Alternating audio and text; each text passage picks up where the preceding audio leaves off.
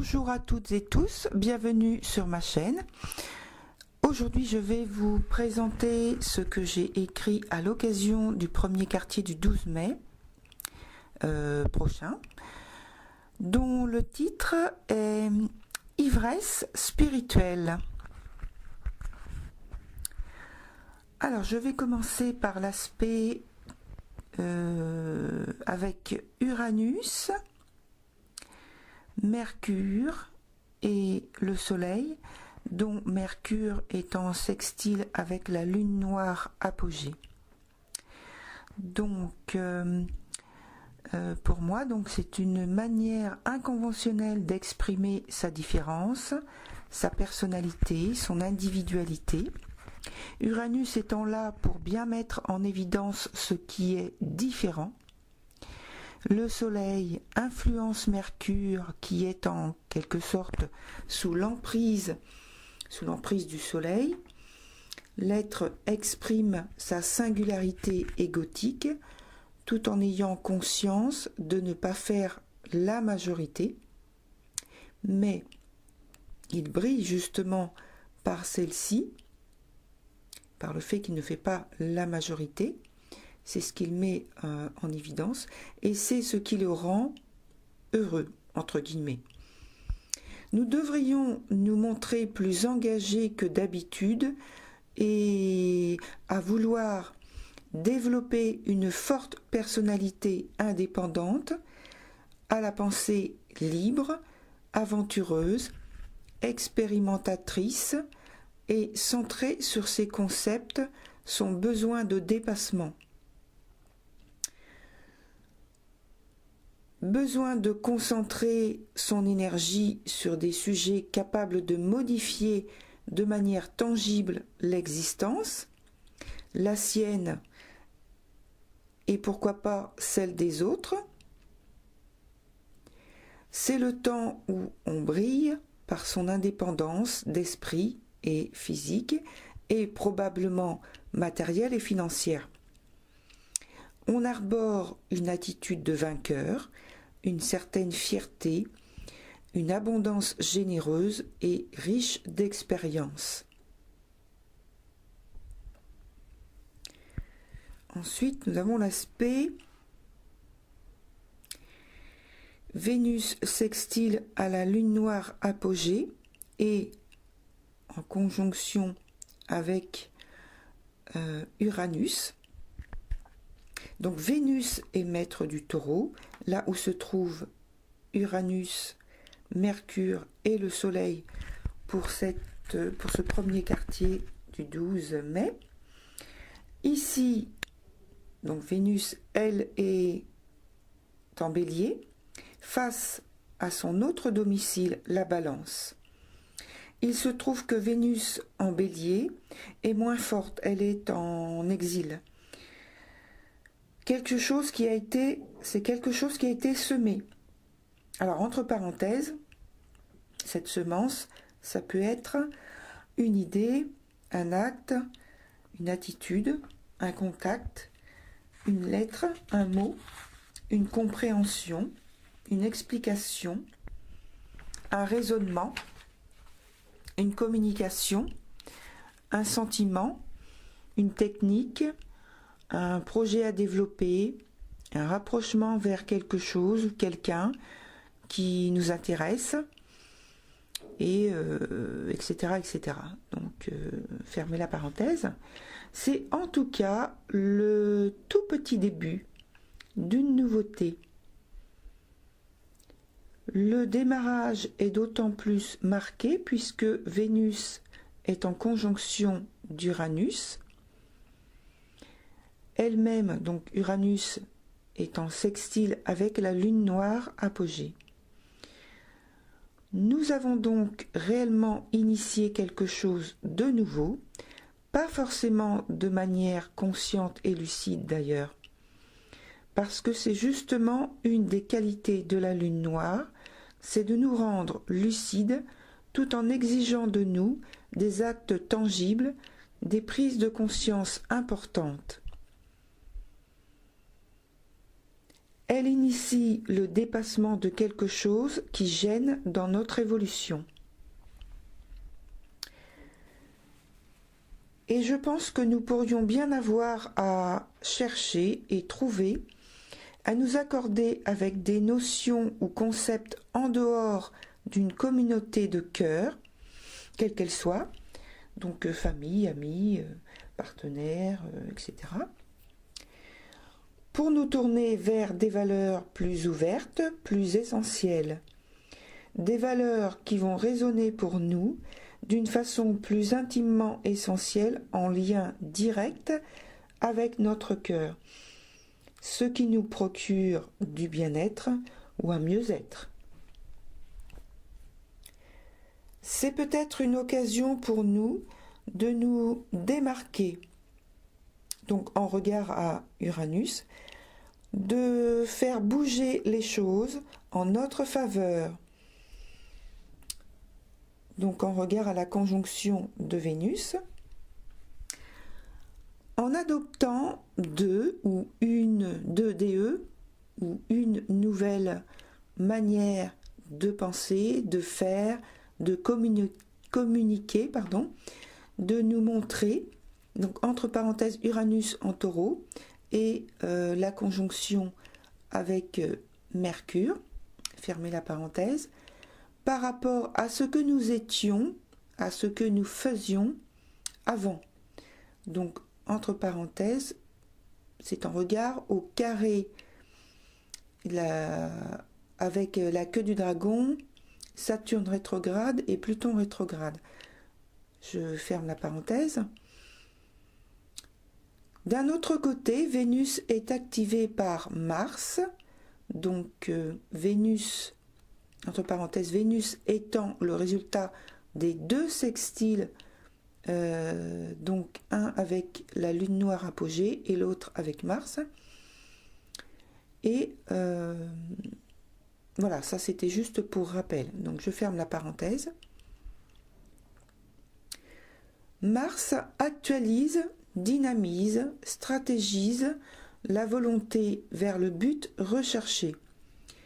Ici, il est donc motivé par la nouveauté d'un départ sur de nouvelles bases.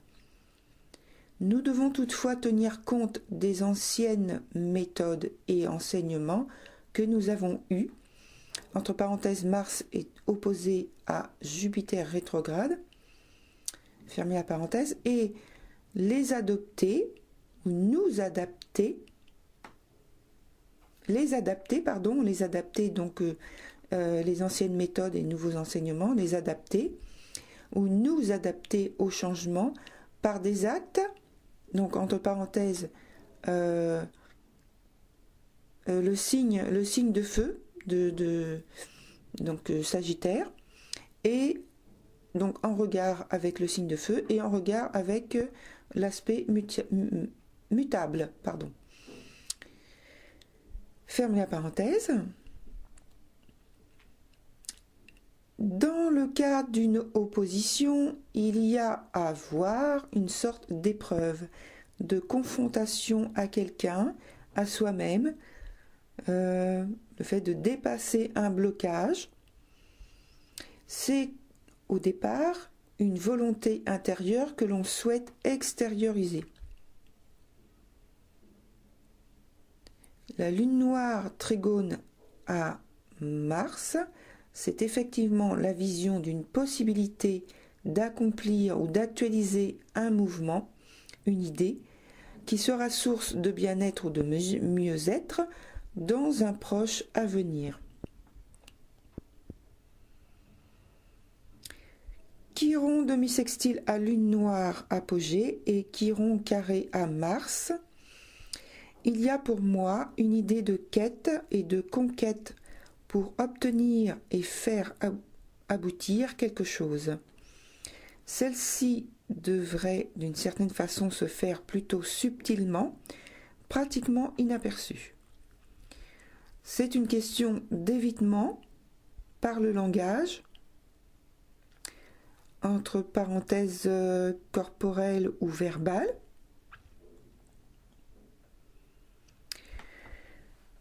Alors, faire passer un message par des voies ou une voie détournée dans la tournure du langage, donc toujours pareil, corporel ou verbal.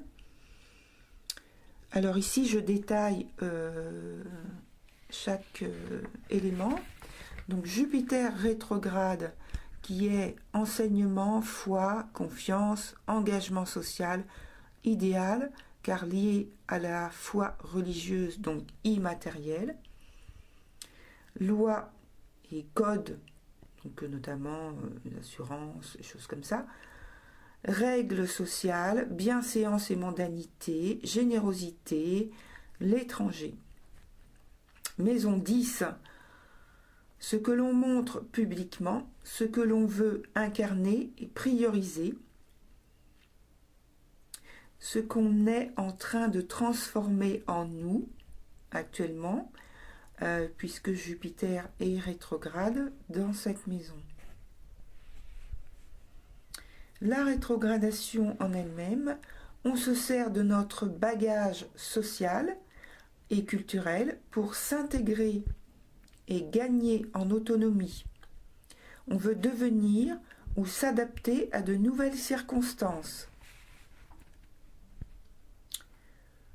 Concernant Vénus, ici on cherche à modifier tangiblement ce qu'elle touche lorsqu'elle est en Taureau.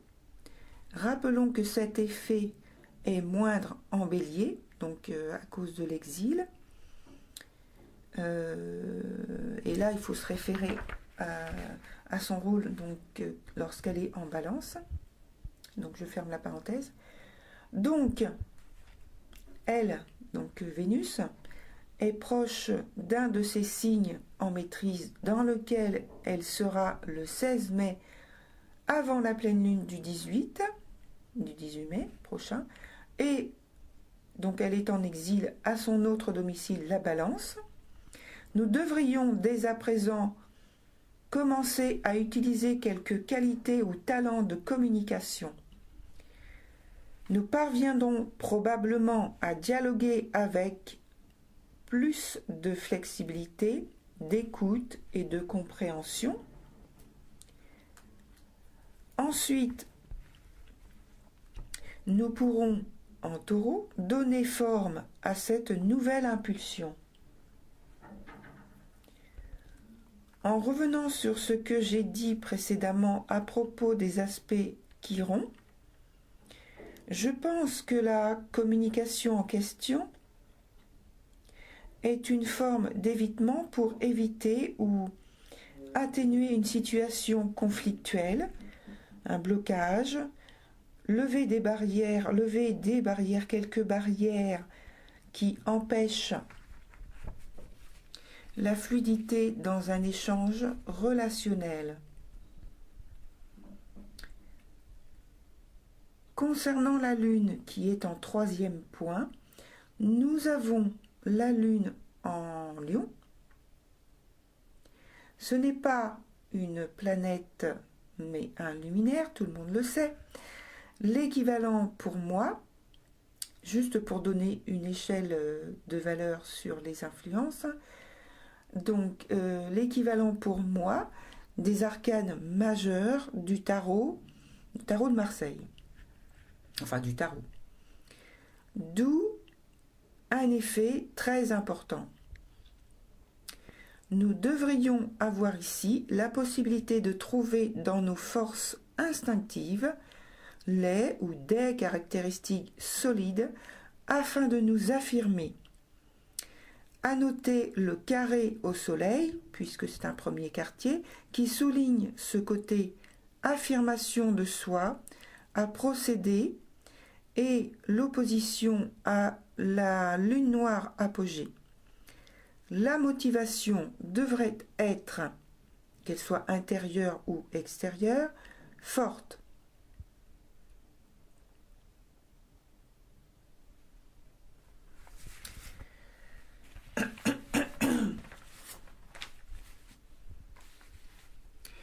Donc Vénus est encore impliquée dans le T carré qu'elle tire. T carré, queue du dragon, Saturne rétrograde, Pluton rétrograde d'un côté, opposé à, bien sûr, l'autre côté de l'axe du dragon, donc la tête du dragon. Alors, je ne reviens pas sur les explications concernant les rétrogradations des planètes de cet axe du dragon que j'ai donné pour la nouvelle lune du 4 mai dernier.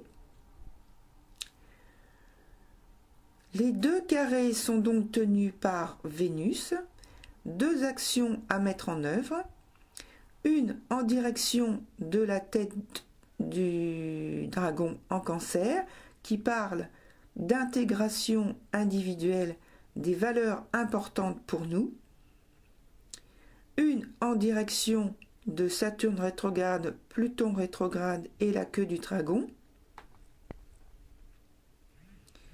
L'aspect carré nous invitant à être volontaires et motivés pour transformer et élever nos systèmes de valeurs après purification. Donc purification puisque il y a le carré Pluton et queue du dragon et Saturne. Donc de ce côté-là, c'est plus l'aspect purification. Puis, avec Jupiter rétrograde carré à Neptune, ce sont par exemple des désirs, des affirmations comme, donc là je donne des exemples que on peut s'approprier, on peut ensuite les réciter comme des mantras, mais vous pouvez en inventer d'autres bien sûr. Donc j'y vais. Je prends conscience de ce que je crois difficile de m'approprier dans ma vie et j'agis pour le transformer. Donc Jupiter rétrograde opposé à Mars. Donc tout ça, ça concerne cet aspect-là, tout ce que je vais dire. Je prends conscience de ce que je crois complexe de faire fructifier dans ma vie et j'agis pour le transformer.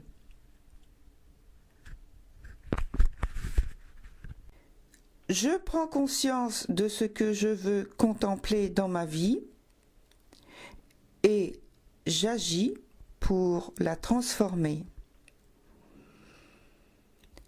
Je veux m'emparer des connaissances créatives et construire un monde à mon image. Je veux apprendre à concrétiser de belles choses pour mon bien-être ou mon mieux-être. Je veux méditer, prendre le temps d'observer et choisir ce qui est bon pour moi.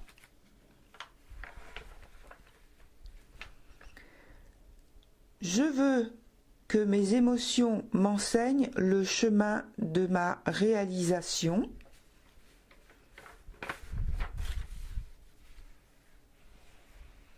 Donc là, j'ai donné quelques exemples.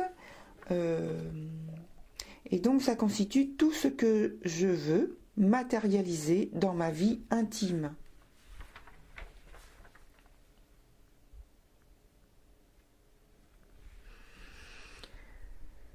C'était Jenny pour la lecture de l'article du premier quartier du 12 mai 2019. Je vous remercie pour votre écoute. Vous pouvez commenter, liker et si vous avez aimé et vous abonner également. Prenez soin de vous, corps et esprit. Que la lumière qui anime vos âmes soit toujours votre guide et votre soutien. À bientôt.